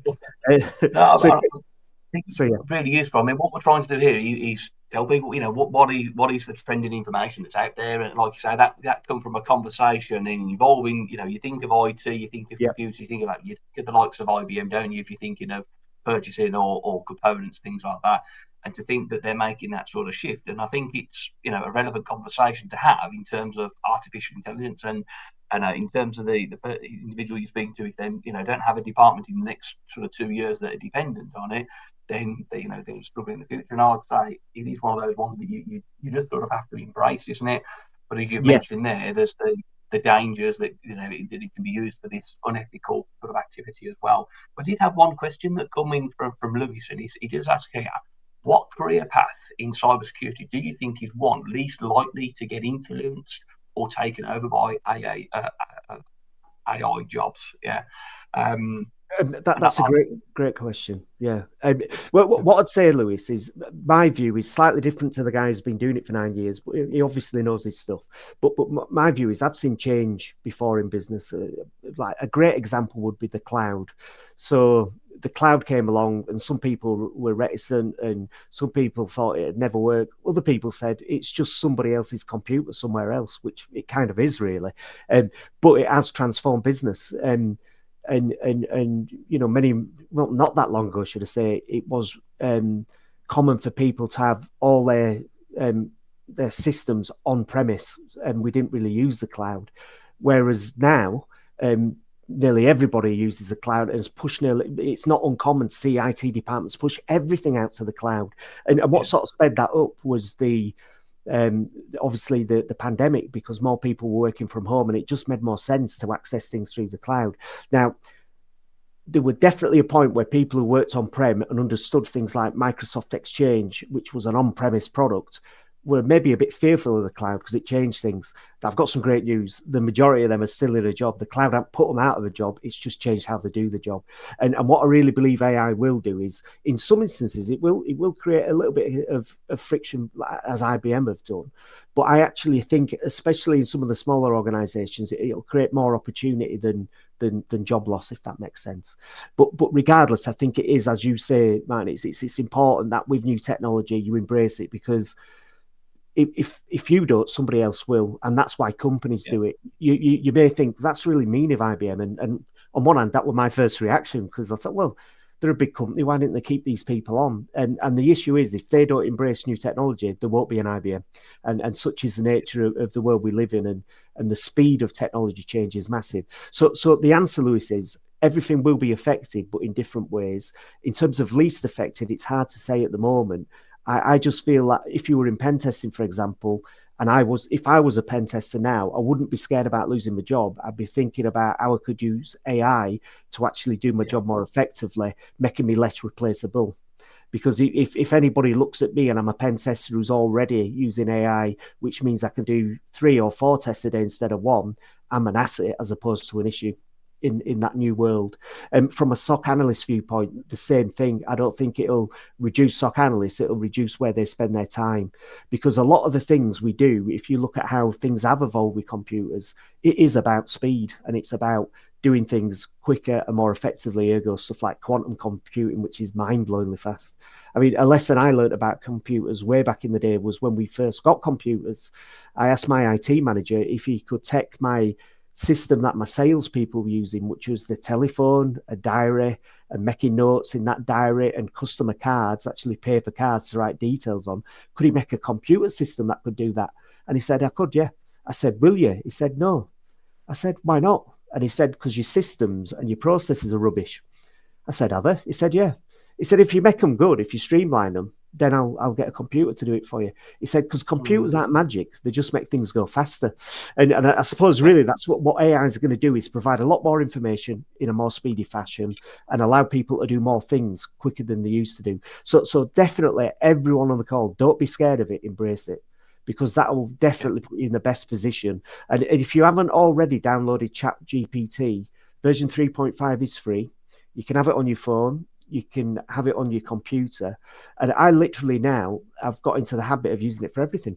So we're doing a lot of improvement at the business in terms of how we do things as an organization. Investors in people is something, even though I like to feel we do a good job as a company, we've not actually got that, and we're going through that process.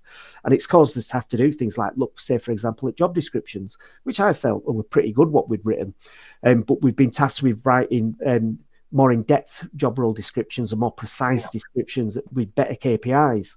So I knew the headings. So what I did is I just went to ChatGPT, and what would have taken me maybe all morning took literally 10 seconds. And then I took that information and augmented it with what I know to be true of what we do, and took some bits out. And maybe within 30 minutes, I had a completed job description, which would have taken me all morning to go around and research. And I've had a couple of compliments on my recent LinkedIn articles. Now, I've come up with the headings, but ChatGPT goes out and does the legwork of getting the stats, for example. I could have done the stats myself. It would have just taken me longer. So I think if we see AI as something that's like our assistant and we start using it even now as an assistant, then you literally will be in front of people that you're sort of maybe even interviewing with. They might not be doing it yet. So I hope I'm not treading on any toes by suggesting that, but I do think it's a good way forward. No, definitely. As I say, this all for us is it's sharing these insights. You're the expert that's in the industry, and if this is what you're seeing and hearing, it's giving those that are on the call that are thinking, yeah, a career in cyber is what I need to sort of carry on with and what I need to embrace. Then it's advisable. But we have had a question: what version of chat do you recommend? So I believe there's a 3.5 which is free of charge for people to register for. 4 is the paid version. I know there was sort of an update quite recently, but I don't know if that was for the paid or for the free version. But I think in many ways is start using what is free to you at the moment and look at it's only when you start to hit the limitations on there do you sort of take that next step with it really. But obviously with the newer updates, I know within 4 you can basically import documents into it, whether it's PDF files, PowerPoint, Word documents, and it can also put them back out into those formats as well. But my suggestion would be to start using it very, very much like in here, is try and use it to do. I say it's to do that heavy lifting. On from there. Now, just as always, just to sort of add to what I've said, but look at it from a cybersecurity viewpoint. So what we've got is we've got the actual industry affected because pen testers and SOC analysts and other members of the security community, their job's going to change. Even salespeople's job's changing because AI is making it easier to do all sorts of different things. And from an attacker viewpoint, their world is changing. Threat actors are loving it because it gives them so many more options. But there is a third element, and that's who's securing AI. And you might think, what do you mean? And so an AI we all know about is chatbots. So, for example, I've just recently moved house and got a new broadband provider, and it's one of the household names you definitely have heard of. And when I had an issue with my broadband using my phone, I had to go online using the old-fashioned 4G and ask some questions about why my internet wasn't working. And I talked to a chatbot. What some people are doing is poisoning what they call the large language models or the data set behind the AI that's actually utilized by the chatbot. So you've got customers getting insulted. We've had issues where one car company was offering £100 off a vehicle, and then all of a sudden it was offering £2,000 off the vehicle, which obviously they couldn't do, but it looked bad from a reputational viewpoint. And if you actually then spread that impact out as to what might happen if people get hold of large learning models, which is what feeds AI, or if they get hold of the data set that feeds AI and the poison that information, the chaos that could be caused is frightening. So we're just getting into now how we think about advising clients on securing AI. And then there's a fourth piece, and the fourth piece is really, really important because this involves data security. So we had a supplier in yesterday, and they highlighted this in perfect terms, really. So they come in to talk to us about selling various solutions that they sell. And one of the things we talked about was AI, and we asked which of their solutions help with that. And we went off on a tangent a bit. And one of the guys from the company said, one of the things people need to be aware of is that when they register with an AI, what they're actually giving away. So it's a bit like, I always remember one of the members of my team saying, "Oh, I've got a free meal at one of the Italian high street chains." And I said, "That's not free." And she said, "It is." I said, "No, it's not, because I bet you had to give your email address, your telephone number, your home address." She went, "Yeah, but I got a free meal." I said, "It's not free, because that information is now out there and you're trusting them to guard it for you. And not only that, they will share it with other people. And then you're trusting those people to guard it for you. And it only takes one of them to be breached and compromised, where a free Italian meal really ain't worth it." And that sounds very cynical, but as long as you were as aware that were the issue we're taking, I'd kind of highlighted what the issue were. The same with ChatGPT. The guy we're in who works in security yesterday, his fiance works as a lawyer, and she was using ChatGPT to help write up case notes. And he said, "You do realize what's happening, don't you?" She goes, "Yeah, I'm using ChatGPT and it saved me so much time. It's frightening." He goes, "But you do realize what's happening with that information?" She goes, "Yes, on my computer." He goes, "But do you know where it's going? She goes, oh, yeah, they've just sorted it out for me. He goes, no, it's going into their database. Because how ChatGPT works is if you use it and you add content to it, it takes that content to augment its own database. So what a lot of companies are doing is signing up to Microsoft Copilot. They're signing up to Google Gemini. They're allowing users to use ChatGPT without realizing if they're using it on confidential information, that information is going into the public domain and will be regurgitated potentially at some point. So again, it's not about don't do it. It's about being aware of how you're using it. And with security, a lot of it's to do with that. Brilliant, brilliant. Vin, I'm just conscious of time and things for everybody. And I know you've got a busy day ahead as well. Would you say there's I know we've talked about artificial intelligence. Would you say there's a couple of tips you can give to anybody that's thinking of that sort of career route in cyber, and then we'll look to wrap up if that's okay with you? Absolutely. The tip would simply be everybody at the moment is still working out what's going to happen with it. Nobody really knows. We're starting to see some impact, as the guy from IBM himself found out, and IBM have implemented. What I would suggest is as follows. Number one, any articles on LinkedIn that you see about AI, read them. I would certainly look at the sort of cybersecurity, the typical cybersecurity information on the internet from people like the Register. I'd certainly be looking at all the usual cybersecurity resource. And if you haven't got that, then I'll provide that to you, Martin. You can spread that round afterwards and look at what people are talking about AI and how it's affecting basically the industry, and just keep up to speed with that information and read as much as you can. Definitely think about using ChatGPT in what you do for everything. You'd be surprised. And one of my friends wanted to become a SOC analyst and said, where do we start? I said, well, I'll find out. And I asked ChatGPT, and it actually gave a career path from knowing nothing about computers to becoming a SOC analyst. And I looked at it, it kind of made sense. And I think so just try and get used to using it, because it will put you in front of the people already employed. And when you come to use what you've learned at the boot camp, it'll give you a different angle in the interview. And then, as always, any questions, feel free to ask Martin, who can fire them on to me if he's not got an answer, or indeed if you're connected with me or you want to connect with me on LinkedIn. I always take the time to answer people. It can take a while, but I always try to. So feel free to reach out. I mean, what we're trying to do is to build that rapport and that relationship with the likes of yourself, Vin and Ruth, who we've heard from earlier, to come in and talk to, when the individuals are on their skills boot camp, they've got the opportunity of coming in and asking those questions directly, and that's something we'll look to sort of formalise a little bit later down the line. But if I can, so just sort of conscious of time, because I know literally when this comes to it, it just sort of cuts it all off for us anyway. Vin, I just wanted to say thank you to yourself. Really useful information. I hope everybody will sort of go out and embrace those sort of words of encouragement to be embraced in the likes of artificial intelligence. Ruth, I want to thank you for your time earlier on, where you're talking to us all about these sort of phishing activities, what things to sort of look out for.